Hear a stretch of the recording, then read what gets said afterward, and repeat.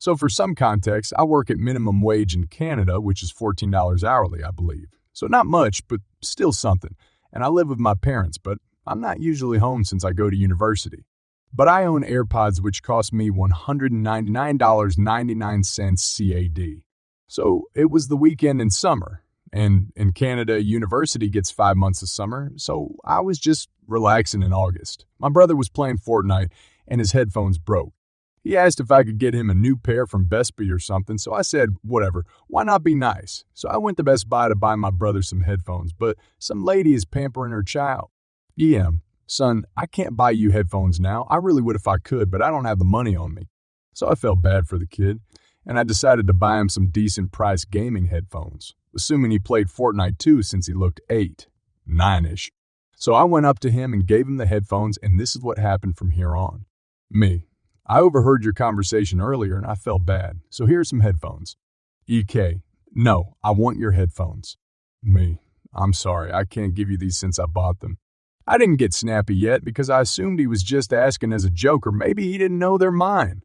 EK. Mommy, this Rue guy won't give me headphones. He made the biggest scene ever. I swear, 3 or 4 people came running over. EM. Excuse me, give your headphones to my child this instant. Me, ma'am. These are $200 earphones, which I worked very hard for.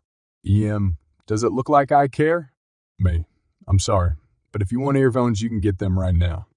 EK. My mom said, give me the headphones. Me. How many times do I have to tell you, ma'am, but I spent a lot of money on these earphones and I can't afford another pair. EM. Well, you can work hard and buy a new pair, you selfish jerk. She proceeds to grab me by my hands and rips the earphones out of my ears. Kind citizen was probably observing the whole conversation until she pulled my earphones out. Kind citizen. Excuse me, that is assault, which can fine you a ridiculous amount of money in jail time. And charges of theft. EM. Well, too bad I can afford the charges unlike him, which I was very confused of since she said that she can't afford to buy her son headphones. Employee. Well, if you can afford charges, why can't you afford to buy your child these $200 earphones? Kind citizen took the earphones back and gave them back to me, and the EM started shrieking very dramatically, saying, "Oh my God, this guy raped me and stole my earphones, call the police!" The man didn't seem worried at all since there were security cameras all around the store, so he just casually walked away after she had her little dramatic tantrum. The police came after around 5 minutes or so, and they reviewed the footage. The police arrested the EM, and eventually she got around 8 or 9 months of prison time for theft and assault. The police asked me if I wanted to press charges, and without a single doubt, I said yes. She deserved it for sure. And for the boy, I believe his dad was contacted and went home. It's crazy how insane people are these days. I really don't think I'm the jerk, but hear me out. He gets an allowance every week. This is for helping with the dishes, clean up your room with help, and be tidy. Nothing crazy. His allowance is $25, so $100 a month. However, I want to charge the boy $20 a month for living expenses, leaving him $80. His mother thinks there's something wrong with that and he's young, so his money should be his. My intention is to teach him about money management, as that's something that's very important to me. I have not thought about the consequences if he can't pay the rent. There likely wouldn't be any. And now, for some comment, you're in the wrong for charging rent. However, having him put that money into a savings account, where he could see it grow, would be a better lesson. And $25 a week? At 8? Lucky kid.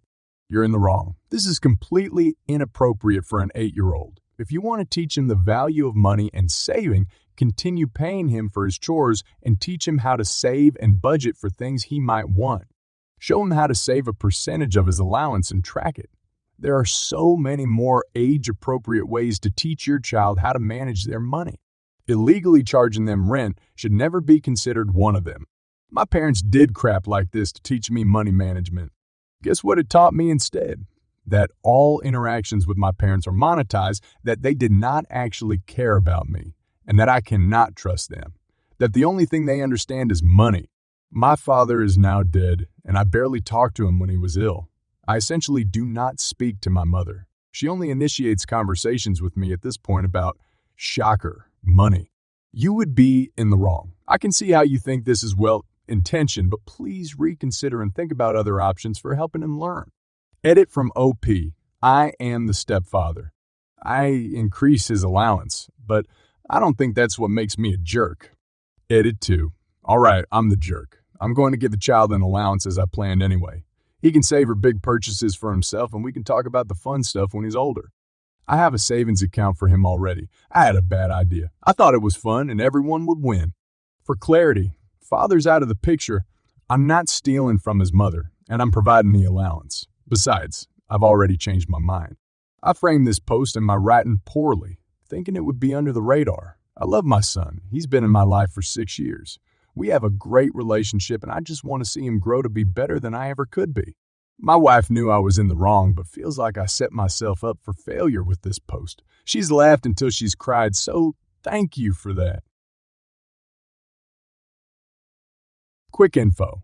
I live in a small gated community, about 30-40 houses. However, unlike most gated communities, the sidewalk leading into the community from the outside is not gated, meaning literally anyone can come in. There's no sentry at the post next to the gate, as it is an automatic gate. You get in with either a code or sensor, and the cameras on the sentry post are purely for show and don't work.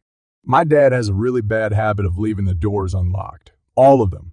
The front door and the 2 back sliding doors, one in the living room and one in the master bedroom. He does this because he primarily works from home, important detail later, and likes to go in the backyard to smoke, so locking the doors all the time is tedious for him. He leaves the house every now and again to replenish his cigarette supply or to get lunch, and he always leaves the doors unlocked. This triggered my anxiety as around the time we moved in, there had been a robbery at one of our neighbors' houses because they left the back door open for their dog and left the house real quick to pick a child up from school. They had been gone for 10 minutes, and when they returned, the mom's jewelry box and expensive watch had been stolen. So obviously, I wanted the doors to be locked, especially when no one was home, even for a moment. When I'm home with someone else there, I feel a little more at ease. But at night, I always triple check to make sure the doors are locked because he doesn't lock them then either. So I also have to sneak into the master bedroom when my parents are asleep just to make sure their stupid sliding door is locked. One day, I'd gone out with a friend for the entire day, and I had reminded my parents that I would likely be back pretty late. We left my house around 11 a.m. and he dropped me off at 9 p.m. When I got out of his car, I realized my mom's car was there, but not my dad's. They only take my dad's car when they're going out for a while. I got a bit nervous, but trusted that my mom would have at least checked to make sure the doors were locked before they left, but nope. I got to the front door and looked in the small crevice of the wall and the door to see if the lock was in the wall. It wasn't. I go inside and guess what? Neither of the back doors were locked as well. I got mad, and I mean mad. I texted my mom immediately asking how long they had been out and how long they were planning on staying out. She texts back the times and steam starts blowing out of my ears. They had been gone since 2 p.m. and were likely not going to come back until near midnight. The house could have been completely stripped of literally all our belongings in that amount of time. I called her and started shouting that I had just gotten home and all the doors were unlocked. She panics in response and asks if anything is out of place. After a quick run through the house, I deduced that nothing seemed to have been taken, so no one must have noticed. She sighs in relief and says that she asked my dad to lock all the doors before they left and she would talk with him about it now. When they get back, my dad is angry at me. He starts yelling at me saying, "This is my house. I do what I want. Yada yada." When I protest that we could have been robbed, he decides to show off just how big his ego is and says, "Honey, look at me. No one would dare rob the house when I'm living in it. Everyone here is scared of me." I stood there staring at him, my jaw dropped, and it was at that moment I wondered how my mom fell for this moron. He puts on the I've won smirking and says, "Nobody's brave enough to rob this house. Relax." Fine, I'll relax. For the next couple of weeks, I make sure to go out of the house as much as possible, usually to my previously mentioned friend's place, and I'd always take all my valuables with me. My laptop, my 3DS and all its games, my Nintendo Switch, and some of my own expensive jewelry. The reason for this is because my parents like going out together when I'm not home because they feel they'd be obligated to bring me with them. I'd told my friend about what was going on, so they suggested leaving my valuables at his house so I don't have to bring them with me everywhere I go, to which I happily obliged. And then it finally happened. As I mentioned before, my dad works from home. His office, it's just a large desk with 2 laptops and 2 monitors, was in the living room near the sliding door. His work was primarily done on a laptop that cost well over $900. He had tweaked and added some things to it to make it even better than it was previously. I'm not very tech savvy, so I'm not 100% sure what exactly he did to improve it. The other laptop was about $500, which he used mostly for personal stuff. So one day, I ran out of paper in my journal and decided to walk to the local Walmart, which was about 10 minutes away, to buy a new one. My mom was at work and my dad was likely out getting lunch, so I left the empty house carelessly, leaving the doors unlocked. I took my sweet time walking to that Walmart. The usual 20-30 minute walk to and from there was taking about an hour and 15. When I got to the final crosswalk to go across the street to my community, my phone rang. It was Dad. He's in a panic, saying he couldn't find his laptops. They weren't on his desk or in his bags or anywhere else he could have left them. He asked me if I had seen them. I tell him I saw them on your desk before I left. Are you sure they're not there? After a long pause, he asked me where I was, and I told him I was walking back from Walmart. He didn't know I had taken the scenic route back home, so he thought that in the span of 20 or so minutes, someone had come into the house and unplugged both his laptops from the monitors, taken them, the chargers, and his spare cash in one of the drawers. When I got home, he had gone to our neighbors' houses asking if they had seen anyone go into the house. All but one said no. That one told him that they had seen a man enter the house through the sliding door to the living room and leave. But she thought it was my dad, since she'd seen him frequently leaving the house through the back doors when he goes out, especially during the past few weeks. My dad looked like half of his soul had been sucked out of his body by Satan himself when he found this out and came back, and it was lots of fun watching him explain to my mom why his laptops, spare cash, and my mom's iPad were missing. Some calls to the police were made.